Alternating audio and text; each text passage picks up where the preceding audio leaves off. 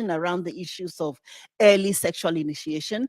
There is a lot of focus on health providers having understanding of these issues, schools and teachers having an understanding, but also being trained to work with these issues. And I think one of the most important bits that I actually was excited about the UK program was also the use of evidence. And right from today, we've been talking about evidence. Where is the information? Is there change happening? How is it happening? And how is it being monitored? And because of that, they have actually made an effort to really look at those who've been left behind. And I think right from this morning, we've been talking about inclusive education. So if a girl drops out of school, she is given the opportunity to go back to school. I can always remember a case where I had to deal with a young woman from an African country where she had been affected by female genital mutilation, which is an issue we work with her forward. And I was called by social services to come and discuss the issue. Not only was she pregnant, but she was 16 years. Right from that beginning, the effort was, how can she go back to school? How can she be supported in order for her to return to school? So that having a child at 16 wasn't going to be the end of her education. For a lot of girls in Africa, that's the end of their education. And a lot of schools actually have punitive laws such that you can't even return to school. We have, even in Tanzania, they've been talking about the female president. We still have barriers in girls' re-entry into schools. So the whole issue of re-entry into schools, how many schools are preventing girls? UK has successfully managed to address that. So we have models of good practice. I think in my country, Ghana, they're also trying to trial some of these practices around girls who have dropped out of school, but targeting vulnerable communities, targeting vulnerable girls, those who are at most risk, poor girls in communities, such that they will not drop in school. So school dropout rate is such a big issue in Africa. What's the point in focusing on girls' education when you can't retain them in schools, when these girls can never go to secondary school from primary school, and by JSS, they have dropped out? So I think it's a critical action that if we are looking at the 70% of young people who are in Africa, how many of them are in this category? And how are we going to address these needs such that we don't repeatedly leave girls behind? Because let no girl be left behind should be our mantra in addition to the Ubuntu. How do we bring everybody along? We are not doing that. How do we do it? It's a collective action, but we need strong leadership. And that is the challenge. And I say, if that we have these data, but it's not valued, and so it's not treasured. Thank you. Thank you. Sorry, actually, I don't need one. I'm wired. Okay. So teenage pregnancy. It's a challenge even today because parenting has not changed. African parenting has not changed in all these years. I'm working on a project right now that is looking at what works on adolescent girls and young women HIV prevention. And it's very relevant to the topic of teenage pregnancy, because the way you get HIV is the same way you get pregnant, right? And one of the things that young people are saying is that this isolation of girls and not trying to include boys in the challenge of pregnancy or HIV infection does not make sense. One young man put it so well. He says, one arm infects the other. So why are you cutting off the other arm? Why are you not talking to boys as well? We do need responsible men and boys. This child marriage, you find that it's a very old man that has married the child. It's not a young man. The teenage pregnancies, yes, some of them are young men, but we need to have men just as responsible for pregnancies as women in our societies. We need positive masculinity. Until the day we can get a man's body to get pregnant, this challenge of teenage pregnancy will be a girl's challenge, but we are a society. A girl does not impregnate herself.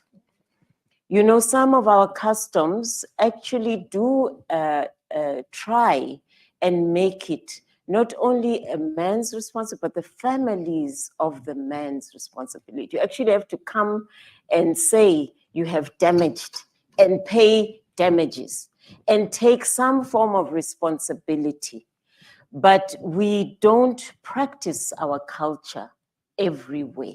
So how is it that we can really focus also on positive masculinity so it becomes a responsibility of two people? There's some policies of ours that don't make sense to young people. One young lady was saying, oh, you know, this age of consent that you are so fixated about as the policy makers, it doesn't make sense to us. When we go to the clinics to get contraceptives, we're told we haven't reached age of consent. And yet we don't need your consent to have sex. So how does this age of consent work exactly? Times have changed. Kids are having sex earlier than you can imagine. You're the last person to know as a parent. You just see the stomach has grown, you know? So we have to also get with the program. Parenting needs to shift and be able to talk to your children about these things. It's a life skill. You know how you choose when you have a child. Now we have solutions. Abstinence does not work anymore. You know, at 6 years old, children have cell phones and they can go into people's bedrooms through the cell phone and see what is being done in a bedroom. Sometimes they don't even know what they're doing because they've seen it. I, for instance, only realized I was being sexually abused when I was about 18, 20. At the time it was happening, I didn't know what sexual abuse was, you know? So because I came from that abstinence type of family, you didn't talk about these things. So I didn't even know that somebody was trying to abuse me until very late in the day. Then it hit me, I had to process it, you know, etc. But to this day, I've never been able to have that discussion with my mom about that abuse, because I just feel she would feel so uncomfortable with it. She had trusted this person with her child, you know, and she had no idea this was going on. I had no idea it was going on myself, because at that time I didn't realize it was sexual abuse. Nobody told me. So yeah, you know, the parents also need to get with the program, I think, in terms of this teenage program, pregnancy, and also we need more positive masculinity.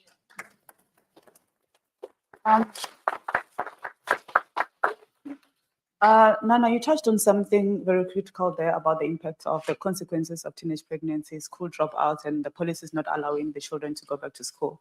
So I'd like to hear your perspective, Mumbi. You provide education to upskill women to get digital skills to be ready for work. What is your view on providing those kinds of skills to people who have dropped out? Do you think and your view in terms of policy enabling you to provide those services, or are you already providing services to people under those circumstances? Thank you so much. And I love the slogan that that was mentioned around leaving no girl behind, because that's one of the key criteria that we work with. So we realized one thing when we were designing our program, that the current education systems do not allow for a lot of things. They don't allow for a lot of innovation around them. Even if you look at something as simple as a curriculum for education, especially focusing on something like IT, we all know technology evolves really fast, but you're in school for give or take 4 years. Like in my country, university, you're in school for 4 years. By the time you're done with the 4 years, I still need to spend another 6 to 8 months upskilling you for you to become someone that I would ideally be of value to me at my workplace. And while we were having these conversations with the different stakeholders, we realized that a lot of interventions are not designed with the stakeholders in mind. So I don't have I don't go to sit with the people who I'm actually designing the solutions for, so they don't end up working. So that's what we decided to do in reverse. So one of the key things we do with our program is we understand we have a lot of women, young women, not only young women, but across board, who also want to reskill so they can go back to, or they can explore other job opportunities. And what we realized is whatever program we were running initially was not working, because we'd run it like a classroom. So you'd find that most of them don't have the time to go to class at 7 a.m. because they're caring for their children to go to school. So we redesigned the program to cater specifically for this group of people. What we realized is in the next cohort that we had a very high percentage of reduced attrition when it came to women in our program. And when we sat with them after that, they also said they also want to go into their different businesses, but they don't feel like they have the support for that. So we created an entrepreneurship program about that particular issue, working together with different banks, such as ABSA, who have a very strong, powerful program around supporting women entrepreneurs. So I believe if the interventions are created with intentionality, they work. Especially around education, especially around supporting women access to finance for the entrepreneurs. So I believe that if interventions are created with the intended, with intentionality, they actually work, just speaking from our own experience.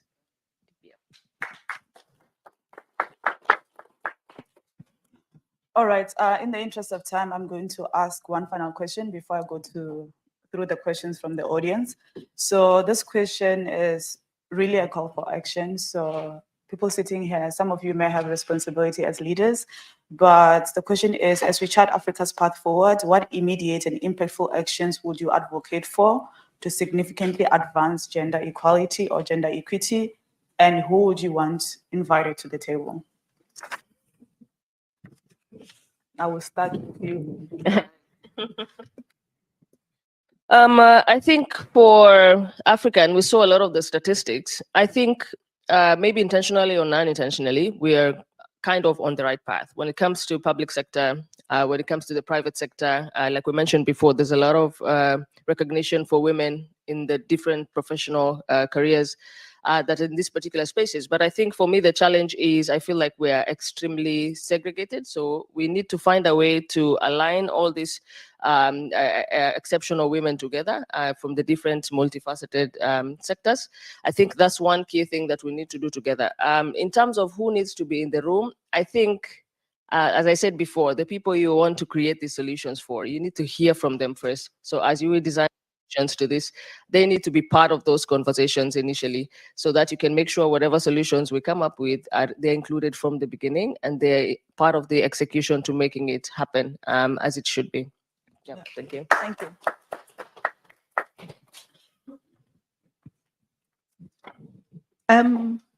I think for me, it's those who have been left behind. And we do need to create spaces to actually understand them or their voices. And we have actually been doing some really interesting work with young women's leaders. And one of the things we've done even create spaces for young women in communities to have the leadership skills, understand their voice, their experience, but also to know their rights and where to look out for. One of our programs is called Tuizeshe, which is it's about young women empowering our sisters. And that has been a very useful strategy for us. So creating spaces for leadership development around young women. Partnerships is really, really critical, because we can't do this work alone.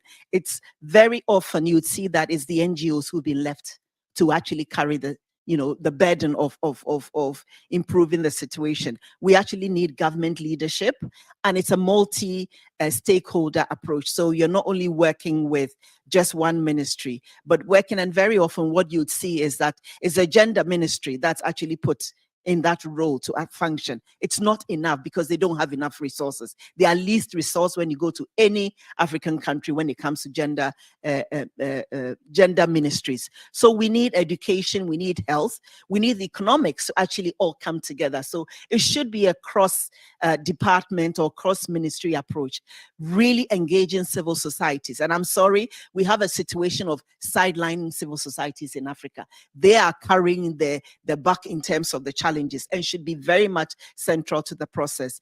And most importantly for us, I think we need to ensure that there is a lot of data and using data to make decisions, particularly using the voices of those who've been left behind.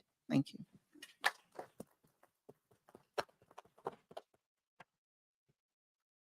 So really building on what my sisters here have said, I would also like to make sure we have more young people in the rooms where we make decisions, where we try and carve out a new future for ourselves.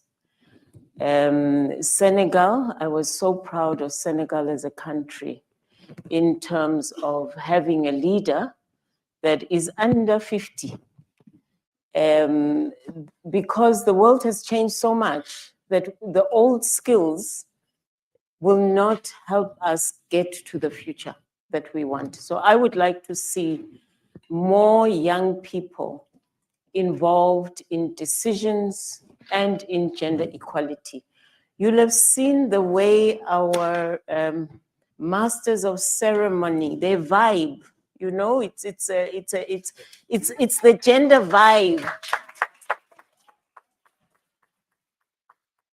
that I think is our present and future. I think the younger crowd get it better than us. You find when they are maybe socializing and drinking, they are able to do it in a mixed group. Give us 5 minutes as the older generation. We've divided ourselves. Men one side, women on the other side, you know, without anyone telling us that's the way we should do it. So I think for me, if there are people I would love to see more involved and challenge us as people with the ranks or opportunities, to give them space. Wherever you go, bring a person along. You know, whenever I can't speak at a function, I try and look for young people whom I can bring in to speak in my stead. Because those spaces will catapult them. A lot of them just need one opportunity to be seen. So that really is how I would like to move forward on gender equality. Seeing more youthful people who will live much longer than me, and in many ways, for the future, are wiser than me, come to the fore.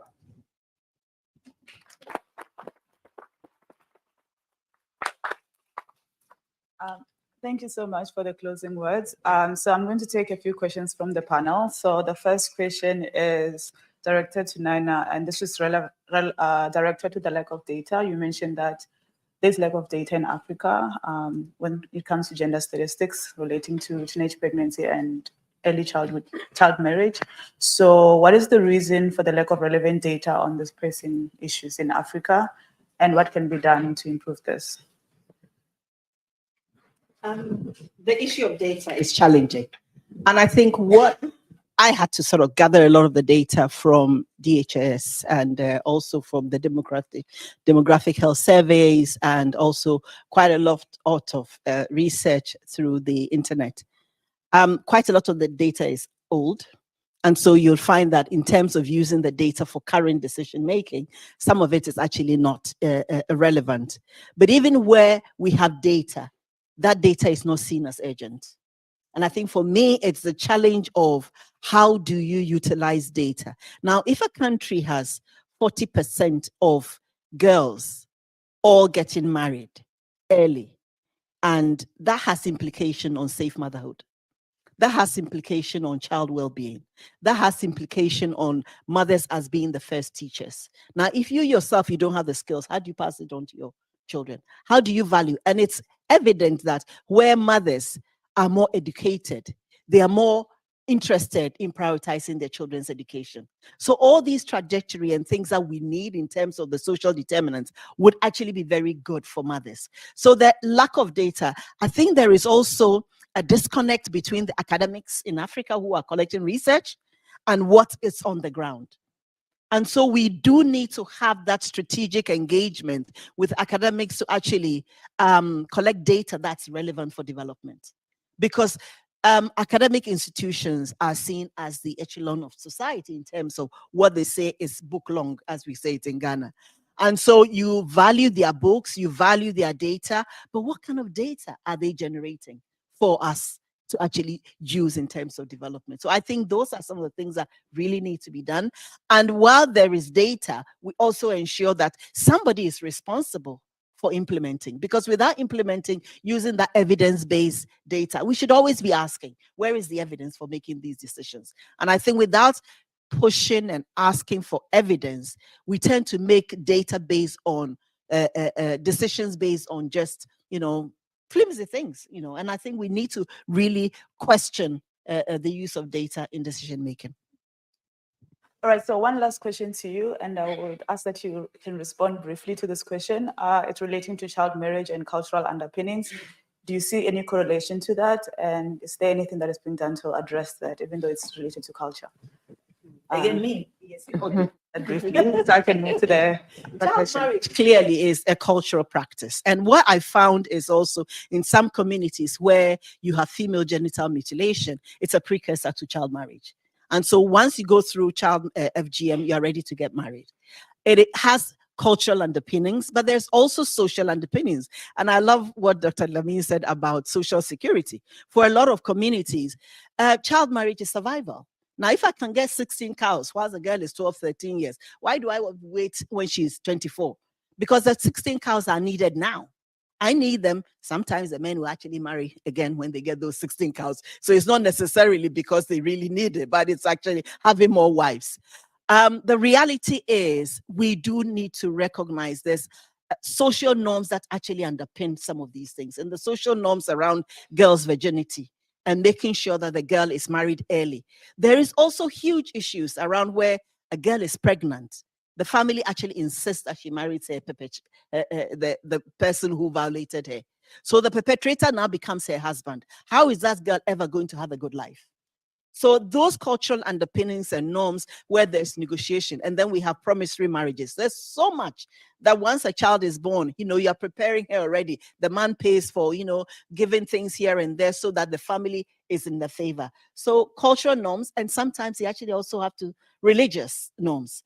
And whilst there is no religion that says you should marry early, a lot of people accept it as okay. So we have to look at the mix between social norms as well as cultural and religious norms.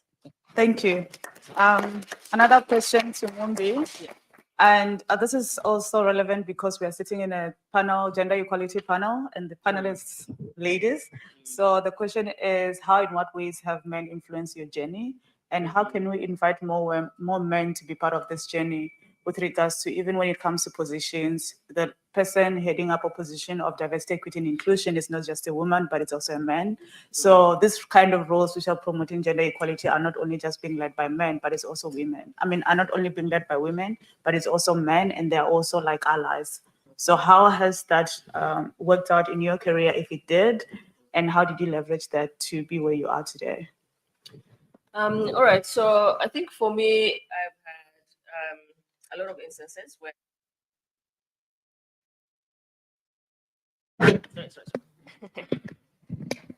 Thank you for the question. For me, I've had very many instances that I've had a lot of support from different men. But to be honest, actually, my journey has heavily been influenced by women. Just to be honest. But also the women who have influenced my journey have been very adamant about what we were discussing earlier around not sidelining the men, just believing that you have equal opportunities.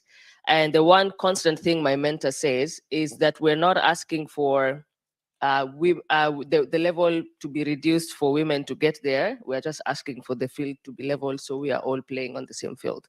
So I believe, and that's the mindset I go with.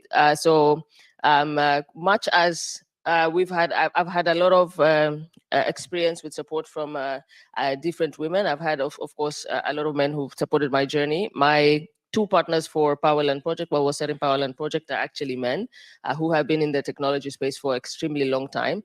and they are very open to the ideas that I bring on board on how to support the inclusion of women when it comes to training in digital skills.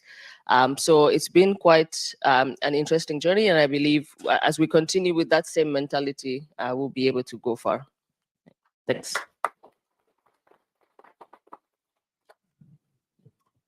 So a question to Dr. Ketsiwa with regards to nutrition. So the world is changing when it comes to sharing the burden of care in terms of taking care of children. So the question is around how can we share that burden as women focus on other pursuits when it comes to taking care of children's nutrition? And how does that picture look in Africa, especially in rural Africa and in the village, compared to when we look at more developed parts of Africa when it comes to sharing that burden of care? Okay, I think I'll go back to the point that Nana was talking about culture. You know that culture is something of our own making as human beings, and it's not static. You can actually change culture over time. So, like the example you made, Nana, about negotiating for cows. We still practice the lobola, we call it, where we come from. But now there's different types of incentives embedded. So if I have a degree or a master's, you're a PhD, you're going to pay.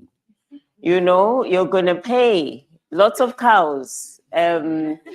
So this is now incentivized to promote my education as well as a woman, because the family knows that if they invest in me, or I invest in myself educationally, that will bring. So this is the subtlety of culture. You don't have to throw the baby out with the bath water, but just wake up and smell the coffee, man. There are some of these cultures that are really holding us back, the way we practice them.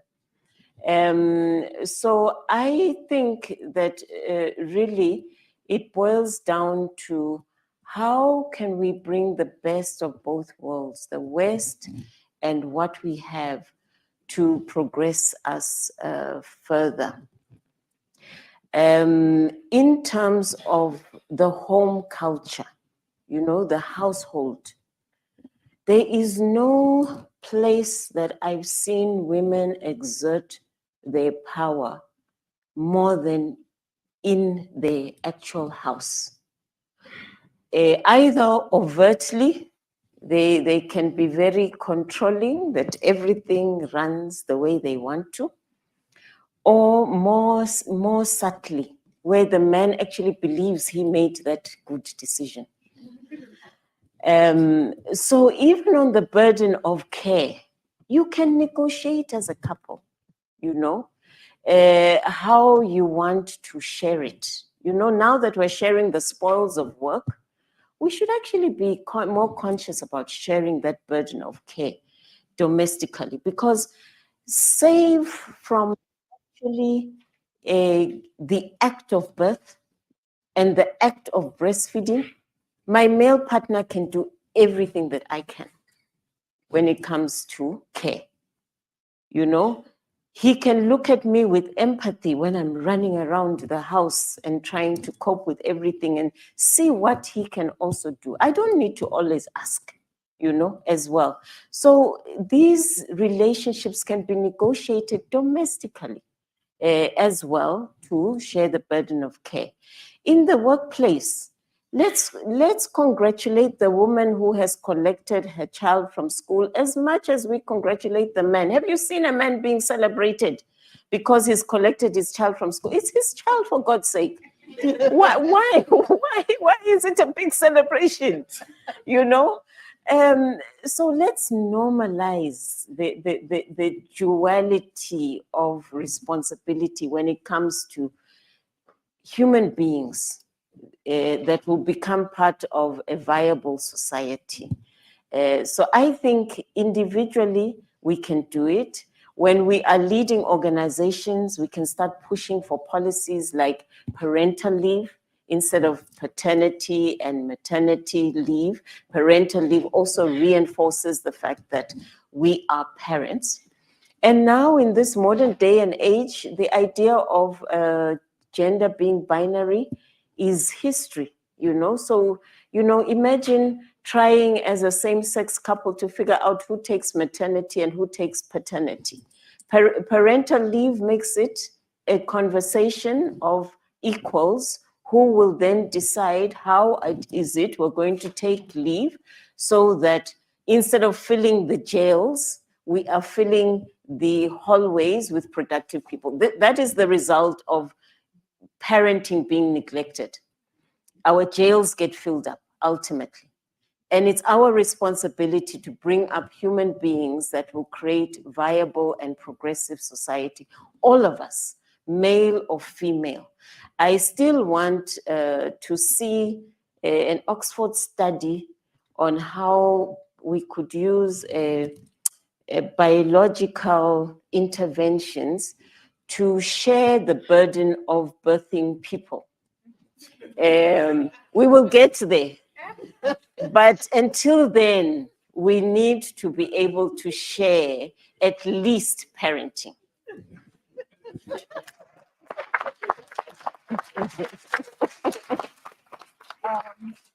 So this brings us to the end of the session. Thank you very much for your time. Thank you. I had a very great time. So I hope you take some of the practical lessons from here, and then feel free to engage with the panelists at the end during the lunchtime. Thank you. Thank you.